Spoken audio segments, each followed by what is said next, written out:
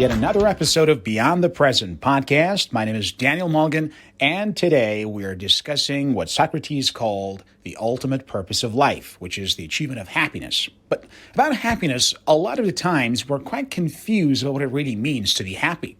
What is happiness after all? Is it that feeling you have when you're on your vacation? Is it the feeling you have when you know you're being loved? Is it the feeling you have when you make a lot of money or you win something crazy?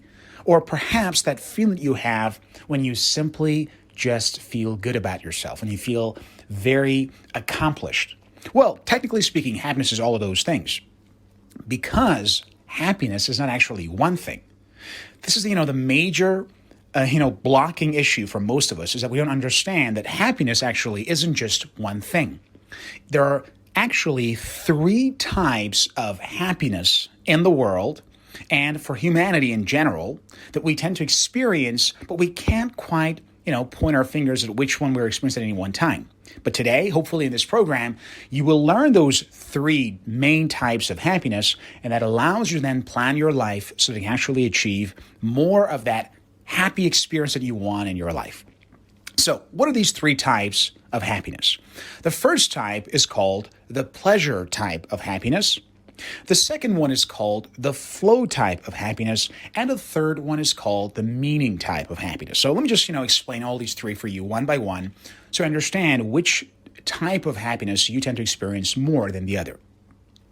The simplest and most primitive form of happiness is what we call the pleasure type of happiness. That's the feeling that you have when you enjoy your favorite meal, or you rest and you chill, or perhaps the feeling that you have when you're having a lot of pleasant experiences in your life on a physical level. That pretty much sums up the whole pleasant type of happiness. It's generally a very comfortable type of feeling. You're experiencing that usually through the experiences that your body goes through emotionally and hormonally as you experience more and more pleasure.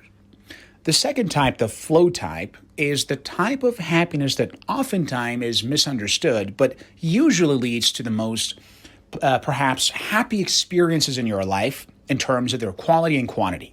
And what are they exactly? Think of the last time you were fully absorbed in one task, whether it was to perhaps work on your resume, whether it was to play your most favorite video game, or you were watching that movie and you were like fully in that zone and you were fully with the characters. Maybe the time you were playing the piano or on the field when you were running or exercising or playing soccer. Essentially, the flow type of happiness is a sense that you somehow lose yourself. So in that condition, the sense of self disappears, and all is left is you and that activity. So you no longer feel yourself anymore, and you are fully absorbed in that task. Now, Mihaly Csikszentmihalyi, the famous author who wrote the book Flow, actually made this very popular in the world of positive psychology, and now there have been many different types of researchers done in this field to fully understand what flow really is and why it is so addictive actually in nature, because it truly brings about a very unique type of happiness. While the pleasant type of happiness, the pleasure type of happiness, can actually get boring pretty quickly. I mean, you can only enjoy your favorite black chocolate so much, or you can only enjoy getting a massage for so many minutes or hours, or enjoy perhaps watching, something that you really find pleasant to the eyes.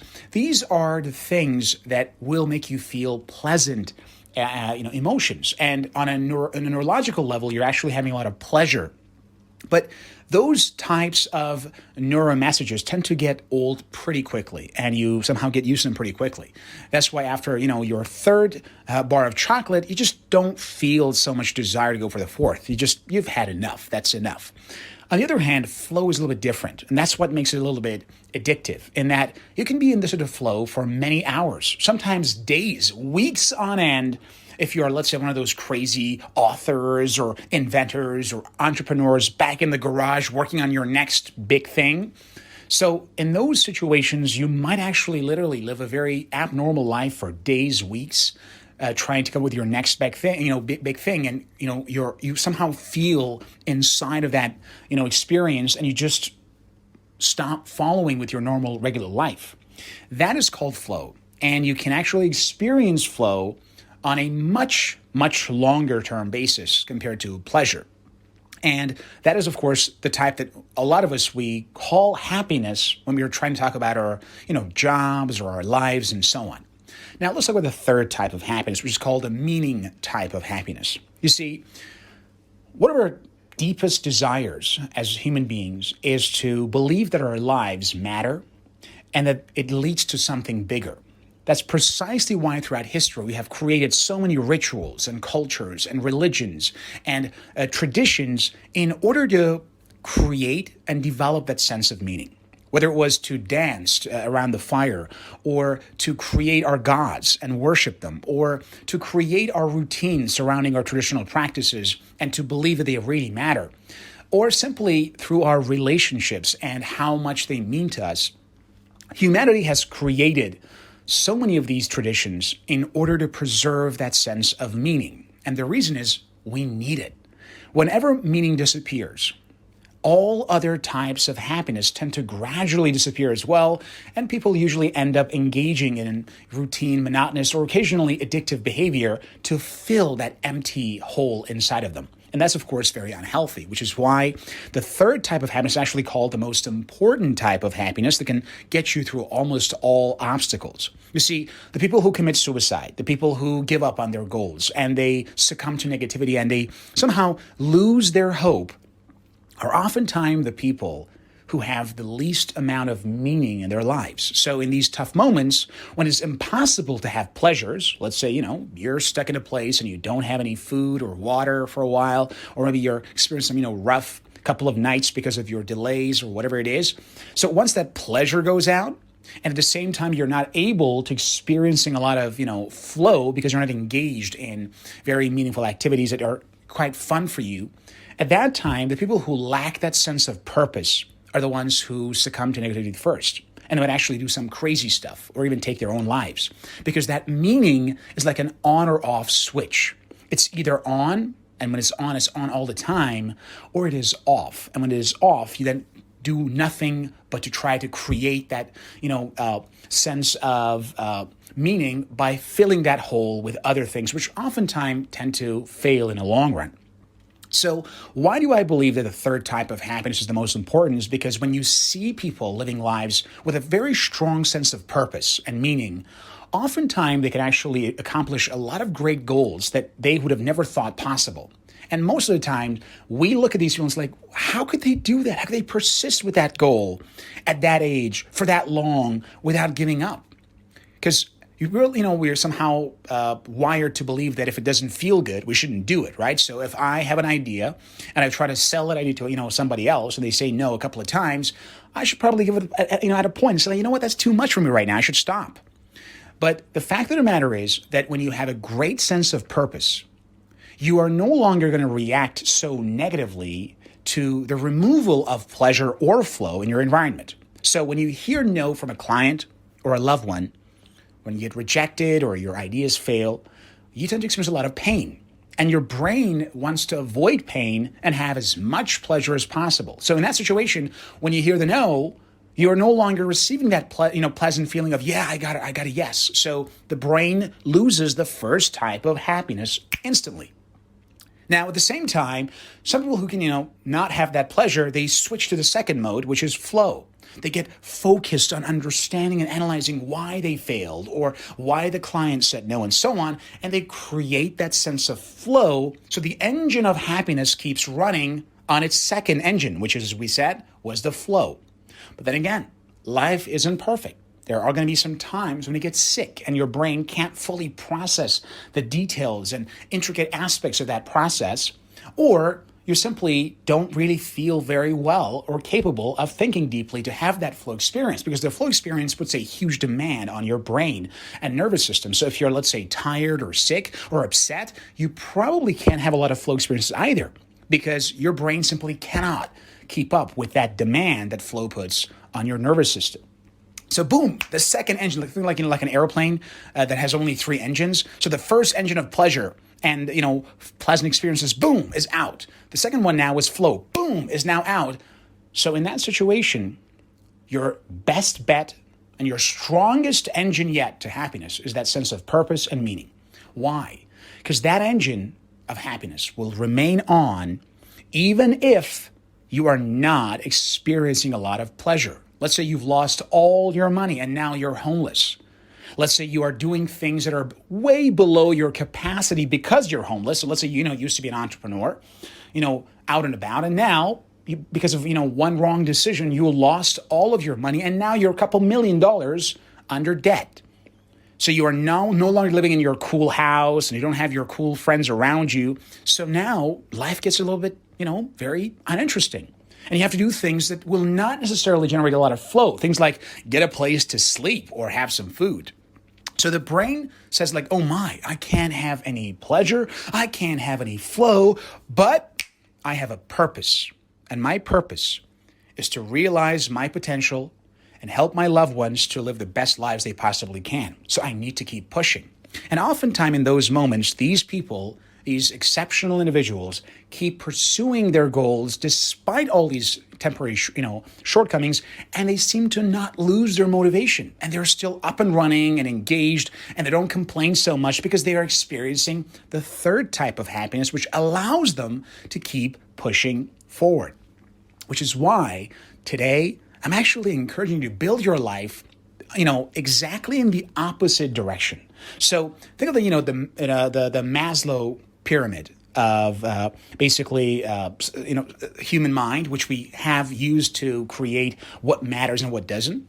So if you look at that, Maslow pyramid, you realize that we should first focus on the most basic needs and then go further up the ladder. Well, if you really want to have a happy life, I recommend you to use that Maslow pyramid in an upside fashion, meaning instead of focusing first on the pleasure type of happiness, the basic types of happiness, or even concerning yourself so much with the flow experiences in life, focus first on the purpose and meaning, because that will then lay the foundation to a long, happy life where you tend to keep pushing forward, even if the situation tends to be very unattractive or even downright painful at a moment. Because the good news is this: if you have a clear sense of purpose as to why you should do what you want to do, then the chances are you will not back off when you're engaged in boring or stressful activities. As you probably know, flow stands in between too much stress or too much boredom. So let's say you're, doing your stuff and you're building a new business or you're getting a new education or you're doing something new. And there are probably going to be a lot of things that are either too boring to do or too stressful to do, right? So you don't get a lot of flow out of those experiences, but you know that you need to do them to achieve your goals. In this situation, if you have a clear sense of meaning and purpose, you will then tolerate losing that flow type of happiness and obviously tend to delay those pleasure types of happiness. We call this delayed gratification because you believe in your mission and in your cause, and you will actually keep pushing. So now that we know these three types of happiness and we understand their priorities in terms of their importance, with the purpose type of happiness being the most important, flow the second, and of course, pleasure the last, how do we create a life where we have all three in that specific order? The first thing, of course, is to understand that when it comes to meaning and purpose, there are two major elements: the relation to yourself and the relation to the outside world. And both are important to create a meaningful life. You see, you can't have a meaningful life just living for yourself. That's the first thing. They say life isn't about me, it's about we. And people who tend to be very self-obsessed or self-serving oftentimes experience a lot of unhappiness. And that's not a random occurrence. It has clear reasons because the human body and mind is designed not to survive just for its own sake, because we all know that we are mortal and we're going to die at some point. So we have this huge inner desire to contribute to the outside world and to leave something behind, right? For that reason, if you want to build a life of purpose and meaning, create a life where you value things like contribution and adding value to the outside world, not living just for yourself. For example, think about somebody who makes money by building things or helping others or adding some sort of tangible value to life. And think of somebody who makes money by just, doing random stuff like day trading or doing things that do not necessarily add value to the lives of other people. Let's say you're a gambler, you're a day trader, I don't know. Let's say you are someone who tends to make money illegally by selling drugs or doing, things that are actually illegal. So in this situation, you might be able to make a lot of money, but you rarely experience happiness, and your life is going to be very addictive in nature because you are not making that money by adding value to the lives of others. You're just, doing it for yourself. And people who live like this tend to feel very unhappy in the long term and make very bad decisions in the end, end up losing everything they've earned. For that reason, try to build a life knowing that it is, your genetic programming to want to contribute to something bigger than yourself. Some do it through religion, some do it through, arts and music, some do it through having a family or having children. The choice is entirely yours. Nobody should tell you what you should be doing to have that sense of meaning, but ultimately create a life where it's focused on helping others in some way. Now, when I say this, I'm not talking about being a martyr and giving away all you have to others. That's not the right way to do it either. You're not also supposed to help everyone. Not everyone in this world deserves your help or positive cooperation. Some people are really mean. Some people are not very cooperative. They are actually bad people. So when I say try to contribute to other people, I don't mean like you have to literally become a martyr and say, okay, I want to give all I have to everybody around me, no matter how they treat me. No, some people don't deserve, your help and your assistance. So for those types, you put them aside, no problem. But you can always, if you look around, find a lot of people, which by the way are the majority of people around you anyways, because those bad guys and bad apples, they're always a small number of the people around you. They're the minorities. The majority of people around you, if you look deep inside, you realize most people around you are actually very nice, good people. And in that situation, all you have to do is to simply try to contribute to their lives, to create that sense of meaning and purpose. And of course, while at it, understand that you want to have and set a lot of goals, because having goals in life gives you a clear sense of direction and meaning. So don't live casually. Set goals and ideally write those goals down on a piece of paper with a deadline to know exactly what you're aiming at and to create that sense of meaning. The second type, of course, is flow. What is flow? Flow is that sense of being absorbed in a task. To have flow experiences, you must do things that you find interesting and relevant to you, and they are at a specific level of difficulty that is neither too easy nor too difficult to do. So whatever task you want to do, if you feel like it's a little bit too difficult to do, why not first improve your skills or ask for someone's help to make this process more flow-based? If it's too boring, why not, try to up the ante and make it a little bit harder? That is the art of living.